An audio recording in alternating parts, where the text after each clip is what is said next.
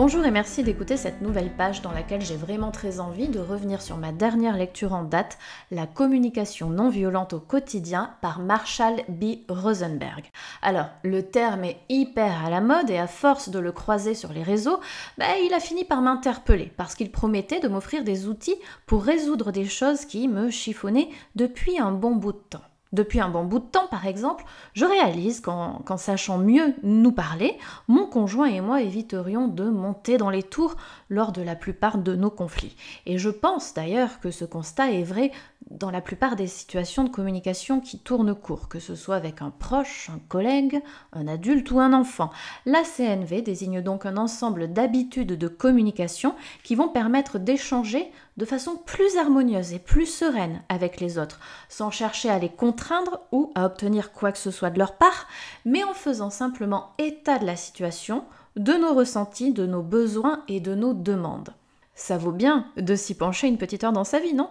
Eh bien justement, ce bouquin de Rosenberg se lit d'un trait et en bien moins d'une heure. Quand j'ai cherché des conseils pour découvrir la CNV, communication non violente, plusieurs personnes m'ont suggéré un autre ouvrage du même auteur, puisque ce Marshall B. Rosenberg est le fondateur de la communication non violente et qu'il reste encore aujourd'hui une référence incontournable. On m'a donc conseillé Les mots sont des fenêtres, mais en précisant qu'il pouvait être un peu plus difficile d'accès pour une néophyte parce que très dense et très technique. Et c'est pour cette raison que j'ai préféré commencer par la communication non violente au quotidien qui constitue une entrée en matière plus synthétique et plus digeste. 80 pages environ qui se lisent, comme je le disais, en à peine une heure et qui sont clairement structurées pour que tout néophyte puisse clairement structurer en même temps sa propre pensée sur le sujet en parallèle à la progression de sa lecture. Le livre est clairement découpé en 4 parties plus une.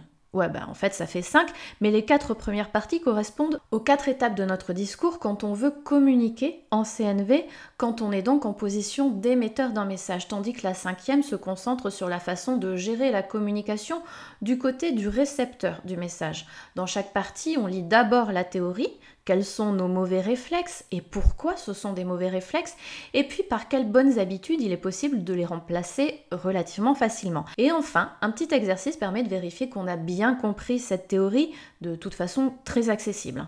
Au fil de notre lecture, on se prend donc un petit peu pour Passepartout à Fort Boyard à enfiler sans cesse de nouvelles clés à notre trousseau, des clés concrètes, faciles à mémoriser, faciles à utiliser sans délai pour parvenir à mieux communiquer avec son entourage. Ce qu'on nous apprend, ce n'est rien d'autre qu'une sorte de gymnastique du langage bienveillant, mais c'est déjà énorme. Et c'est à la portée de tous. La communication non violente s'articule en 4 temps simples et chaque temps correspond à une partie du message que nous allons transmettre à l'autre. D'abord, je dis ce que j'observe, sans émettre ce que l'auteur nomme une évaluation, autrement dit, sans inclure de jugement. On décrit une situation de la façon la plus neutre possible. À partir de là, on décrit nos sentiments face à cette situation. Et le livre explique comment vraiment faire part de ces sentiments à cette étape, comment vraiment parler de soi, encore une fois sous forme de constat et sans attribuer la responsabilité de nos émotions à quelqu'un ou à quelque chose d'extérieur. 3e étape alors, qu'on va tenter de rattacher à la 2e en disant parce que, on exprime son besoin. Le cœur de la communication non violente, si j'ai bien compris, c'est ça. Il s'agit d'interpréter ses émotions et de trouver à quels besoins elles correspondent. Des besoins satisfaits entraînant des émotions positives et des besoins insatisfaits entraînant des émotions négatives. Après avoir fait l'état de ces émotions, on doit donc expliquer à quels besoins non satisfaits elles font écho. Et enfin, dans un dernier temps, on peut formuler sa demande. Mais attention, une demande en communication non violente n'est pas, surtout pas, une exigence. La CNV n'est pas un recueil de stratégies de persuasion. Ça existe, ce genre de recueil, et j'adore, je trouve ça super intéressant, mais c'est autre chose. La CNV a pour but l'harmonie dans les échanges. Et donc, quand on émet une demande, la façon dont on choisit nos mots reflète, voire même conditionne ce qu'on attend en retour. Si on attend absolument que la demande soit exécutée par l'autre, ça n'est pas une demande, c'est une exigence déguisée et ça n'est pas de la CNV. La vraie demande se formule entre deux bienveillances, si on peut dire. D'un côté, la bienveillance de l'émetteur fait que si la demande est refusée, il n'en prendra sincèrement pas ombrage, et de l'autre côté, la bienveillance du récepteur est la seule clé qui pourra le faire accepter. Mais si la demande est mal formulée, maladroite, ça n'est pas la bienveillance de l'auteur qu'on va activer, mais son sentiment de culpabilité ou sa crainte ou son ressentiment.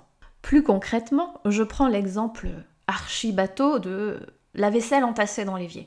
Plutôt qu'un bon vieux « tu fais chier, t'as pas fait la vaisselle, je vais pas encore m'y coller », qui est du pur reproche et où au final on ne demande rien clairement, on peut tenter une approche en CNV du type « il y a de la vaisselle sale dans l'évier, ça me stresse parce que j'ai envie de trouver la cuisine propre quand j'arrive, est-ce que tu veux bien faire cette vaisselle avant que je commence à préparer le repas ?»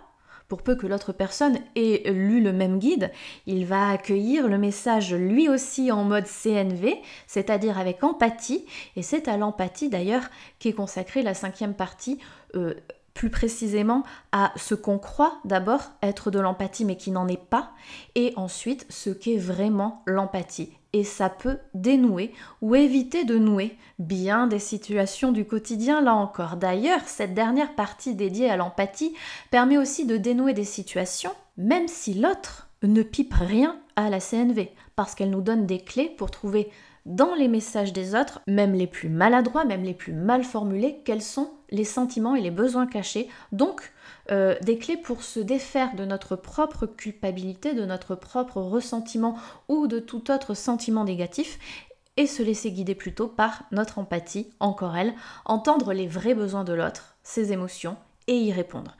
Dit comme ça reste très théorique, ça fait limite charlatanisme, délire d'illuminer bobo au bon sentiment, truc de Candide qui ne s'est jamais vraiment frotté à la rudesse du monde, mais le livre regorge d'exemples.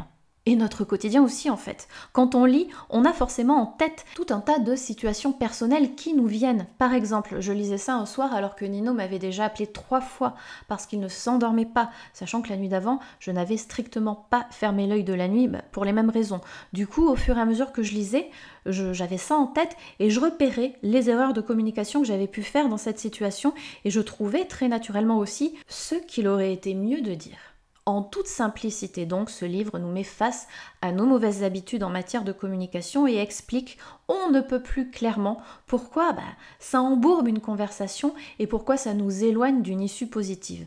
Mais il ne nous laisse pas pour autant les bras ballants à ne plus savoir quoi dire ou quoi faire, parce qu'aussitôt après, il nous offre les alternatives positives tout en nous expliquant encore pourquoi c'est mieux. Et quand on lit, on se dit juste « ouais, c'est évident ». Par exemple, dans le cas de Nino qui n'arrêtait pas d'appeler ce soir-là, j'aurais pu dire je suis venue 3 fois parce que tu avais appelé et je me sens agacée parce que j'ai peur que ça dure toute la nuit et que je ne puisse pas me reposer. Et j'ai besoin de me reposer. Et toi, tu as besoin de quoi pour te sentir bien, pour t'endormir ? Et en asticotant même encore un peu mon empathie, j'aurais même pu aller jusqu'à un truc du genre tu es réveillé ? Peut-être que tu te sens inquiet de ne pas réussir à t'endormir ?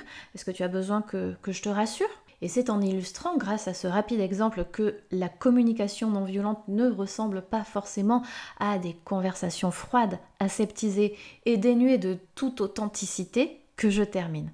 Vous l'aurez compris, je conseille donc vivement la lecture de ce manuel de communication non violente au quotidien, tout en sachant que l'auteur précise lui-même que la CNV, je cite, convient à ceux qui cherchent un processus pour gérer leurs relations plutôt qu'un moyen d'obtenir des autres qu'ils se conforment à leurs désirs. Si vous êtes dans cette optique, vous pourrez très vite commencer à changer concrètement des choses dans votre façon de communiquer, que ce soit avec vos enfants, votre conjoint, vos collègues ou n'importe qui en fait. Il coûte 4,95 € et il constitue une première approche très efficace de la CNV.